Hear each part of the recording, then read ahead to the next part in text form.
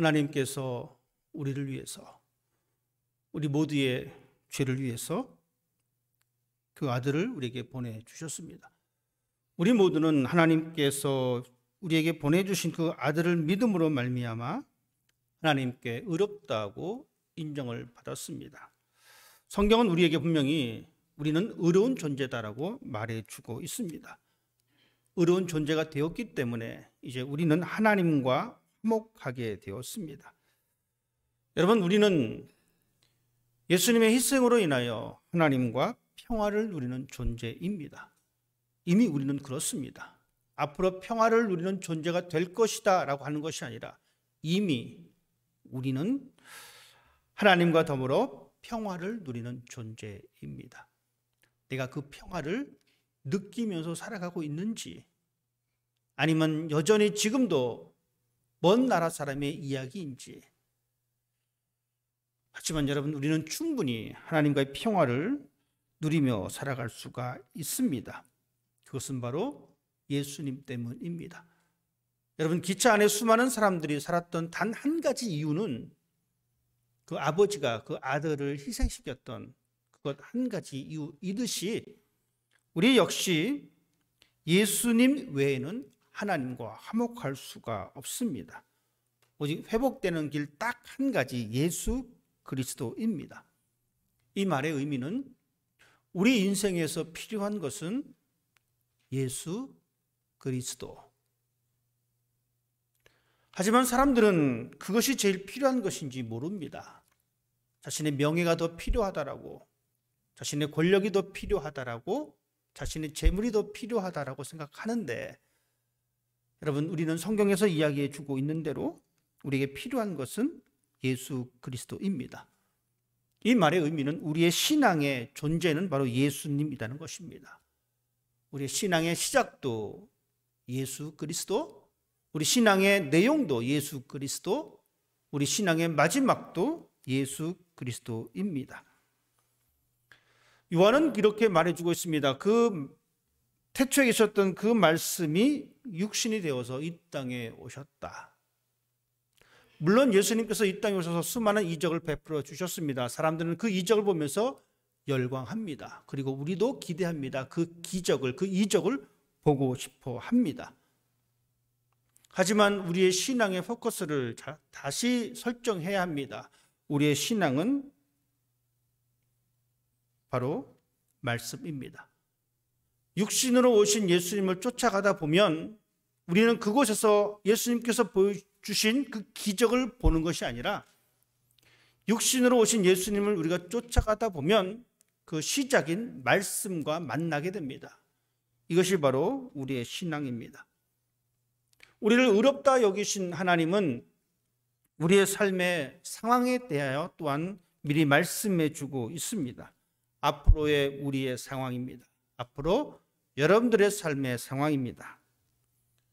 우리 앞에 고난이, 환난이 있습니다. 하지만 고난 가운데서도 기뻐할 수가 있습니다. 우리가 읽지 않았지만 3절 말씀에 이렇게 기록해 주고 있습니다. 다만 이뿐 아니라 우리가 환난 중에도 즐거워하나니. 앞으로의 우리의 상황은 환난이 있습니다. 하지만 환난 중에 즐거워할 수가 있습니다. 환난 중에 기뻐할 수가 있습니다. 여러분, 기억하십시다. 신앙은 현실을 만족해 하는 것이 아닙니다. 현실에 만족해 하는 것이 아닙니다. 우리의 신앙은 앞으로 다가올 미래에 하나님의 영광을 바라보는 것입니다. 앞으로 다가올 하나님의 영광을 바라보기 때문에 우리 앞에 고난이 있다 할지라도 우리는 그 고난을 이겨낼 수가 있습니다. 우리는 희망 가운데 살아갈 수가 있습니다.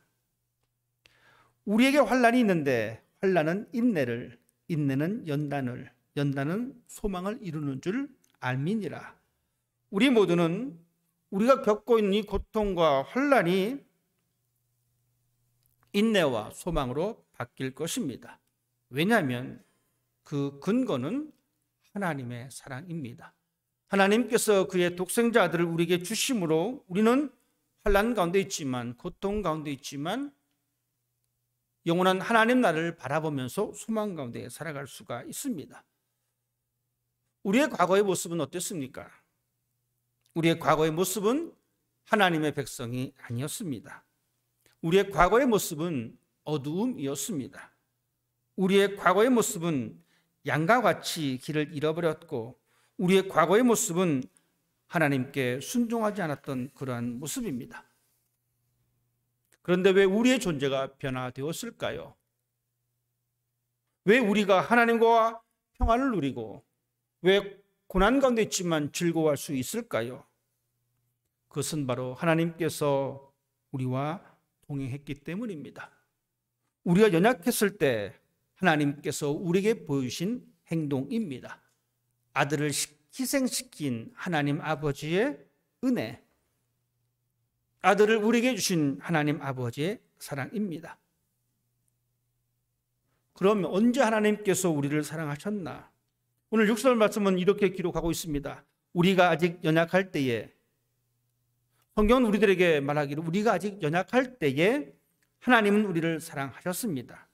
즉 우리가 여전히 무능할 때에, 우리가 여전히 힘이 없을 때에, 그럼에도 불구하고 하나님은 우리를 사랑하셨습니다. 또한 8절 말씀도 이렇게 기록하고 있습니다. 우리가 아직 죄인 되었을 때에, 즉 하나님과 적대적인 관계에 있을 그때입니다. 죄 때문에 허덕이고 있을 그때입니다. 그리고 10절 말씀 또한 이렇게 말씀하고 있습니다. 우리가 원수 되었을 때에, 하나님은 우리를 언제 사랑하셨냐면 우리가 아직 연약할 때에, 우리가 무능할 때에, 우리가 아직 죄인 되었을 때에, 우리가 하나님과 등지고 적대감을 가지고 있을 그때에, 우리가 하나님과 원수가 되었을 그때에, 전혀 소망이 없는 그 시간에도 불구하고, 하나님의 은혜를 받을 만한 가치가 없음에도 불구하고 하나님은 우리를 사랑해 주셨습니다.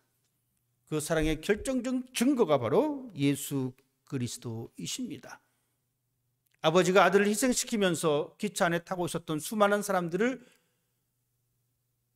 구해내고자 했던 결정적인 사건은 그 아버지 손에 달려 있었던 핸들입니다. 핸들을 내리느냐 내리지 않느냐. 하나님께서 우리를 사랑하셔서 우리에게 보여주셨던 위대한 사랑의 모습은 바로 죄인인 우리를 위하여 그의 아들 예수 그리스도를 보내주셨습니다. 이것은 하나님의 일방적인 결정입니다. 하나님은 우리에게 묻지 않으셨습니다. 너희에게 사랑이 필요하냐, 너희에게 은혜가 필요하냐 묻지 않으셨습니다. 하나님은 일방적으로 그렇게 결정하셨습니다. 이것이 바로 하나님의 선물입니다. 우리 모두는 이 위대한 하나님의 위대한 결단 앞에 살아가고 있는 존재입니다. 여러분 어떻게 살겠습니까? 우리는 하나님 안에서 즐거운 삶으로 보답해야 합니다. 이것이 바로 하나님의 사랑 앞에 우리가 응답하는 바른 모습입니다. 이제 우리는 전과 다른 새로운 삶을 살아야 합니다. 하나님의 희생에 합당한 삶. 우리가 영상에서 보았듯이 약을 하던 이 여인이 새롭게 그 아들과 함께 있었던 그 모습을 본 이 아버지의 모습처럼 이제 우리는 새로운 삶을 살아야 합니다. 나를 위한 삶이 아니라, 내 이름을 드러내는 삶이 아니라 하나님의 영광을 드러내는 삶입니다. 하나님의 이름을 드러내는 삶입니다. 그 사람이 바로 하나님 안에서 즐거워하는 사람입니다. 하나님 안에서 즐거워하는 인생은 하나님의 이름을 자랑한다는 의미입니다. 우리의 생활에, 우리가 신앙의 모든 여정 가운데에 내 만족과 내 목적이 드러나는 것이 아니라, 여러분 우리의 신앙의 모든 요소 가운데에 하나님의 이름이 드러나야 합니다. 내가 기도하는 것도 하나님의 이름이 드러나야 합니다. 내가 이 시간 예배 드리는 것도 내 만족을 위해서 예배 드리는 것이 아니라 하나님의 이름이 드러나야 합니다. 이것이 바로 하나님께로부터 일방적인 사랑을 받은 사람의 삶의 모습입니다. 우리는 이 모습을 만들어 가야 합니다. 이것은 우리의 구원을 만들어가는 과정입니다. 단순히 윤리적인 삶을 말하는 것이 아닙니다.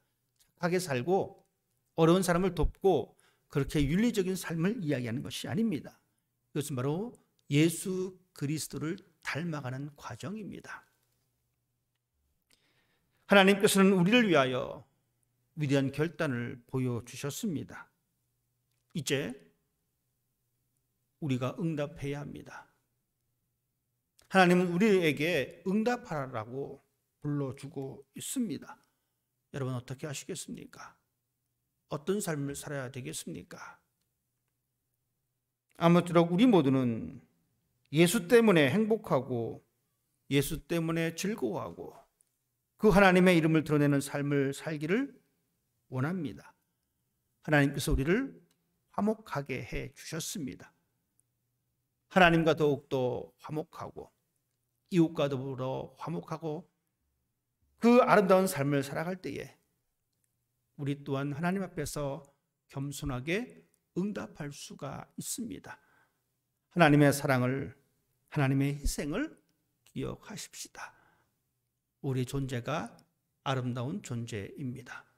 기도하겠습니다.